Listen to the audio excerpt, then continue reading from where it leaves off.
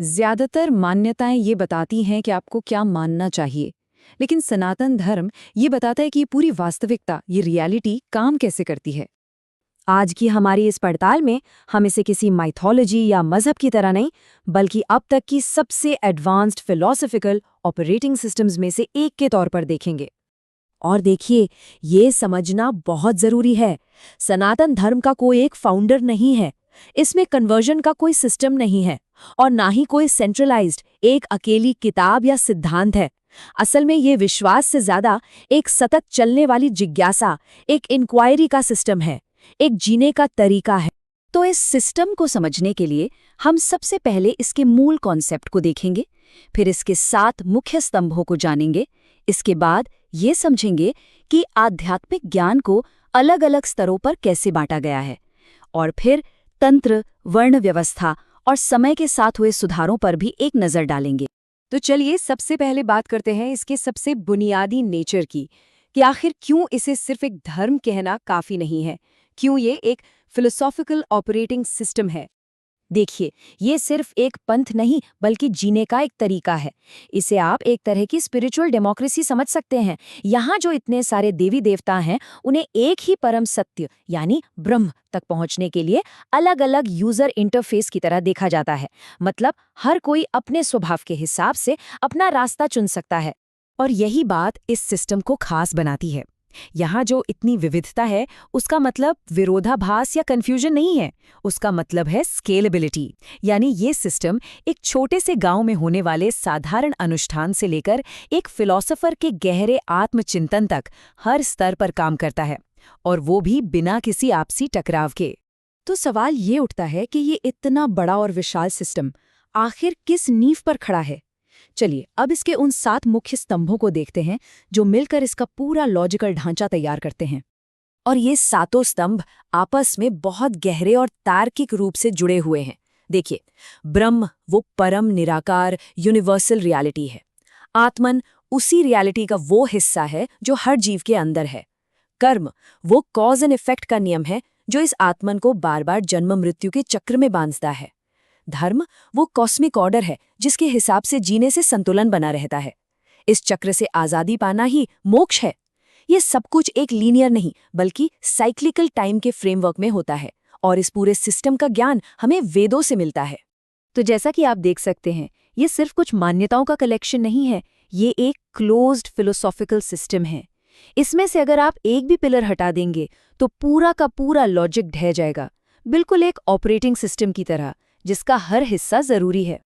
अब बात करते हैं कि ये सिस्टम आध्यात्मिक ज्ञान को कैसे स्केल करता है, मतलब अलग अलग लोगों तक कैसे पहुंचाता है। और ये सिर्फ समय के हिसाब से नहीं बल्कि चेतना की गहराई के हिसाब से भी होता है। इसे समझने का सबसे अच्छा तरीका है शास्त्रों के लेयर्स को देखना।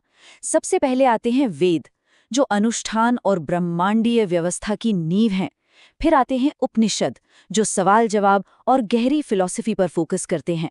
इसके बाद आते हैं हमारे महाकाव्य रामायण और महाभारत, जो दिखाते हैं कि मुश्किल हालातों में धर्म कैसे काम करता है। भगवद गीता इसी का एक हिस्सा है जो कर्म योग सिखाती है। और आखिर में आते हैं पुराण, जो इन्हीं गहरे दार्शनिक ज्ञान को कहानियों के जरिए आम लोगों तक पहुंचाने का काम करते हैं। और यही इस सिस्टम की सबसे अनूठी बात है। ये एक ही सच को एक गांव वाले के लिए और एक महान दार्शनिक के लिए, दोनों के लिए उनकी समझ के हिसाब से पेश कर सकता है। और ऐसा करते हुए इसकी मूल बात में कोई विरोधाभास नहीं आता।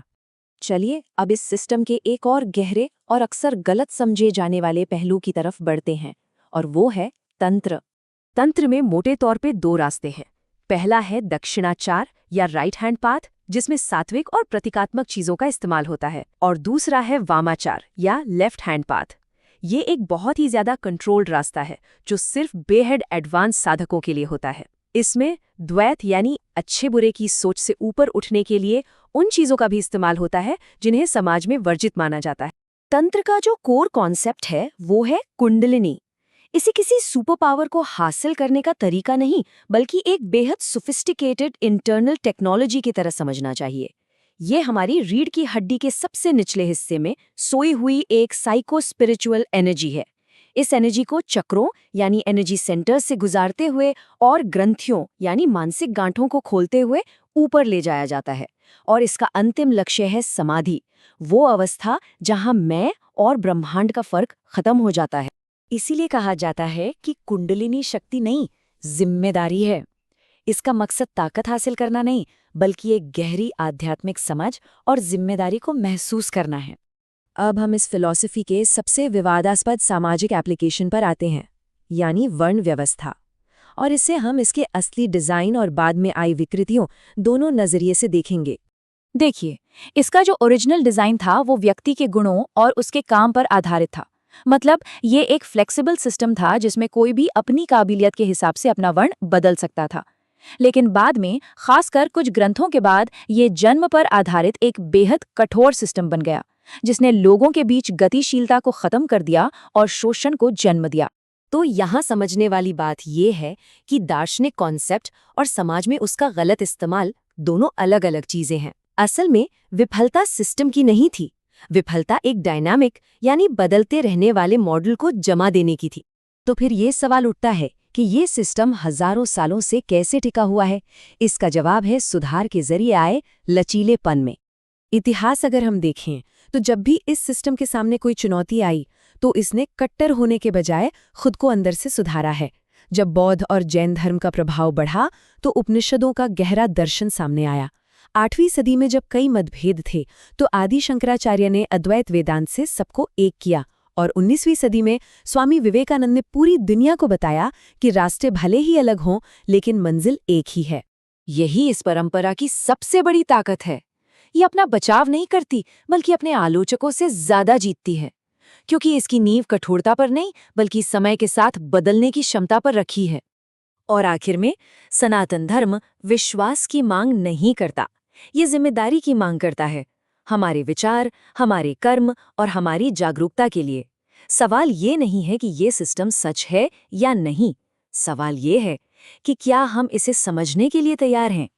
तो बस एक सवाल के साथ मैं आपको छोड़ता हूं। अगर वास्तविकता एक है और हर आत्मा दिव्य है, तो इस एक विचार से हमारे कल जीने के तरीके में क्या बदलाव आना चाहिए?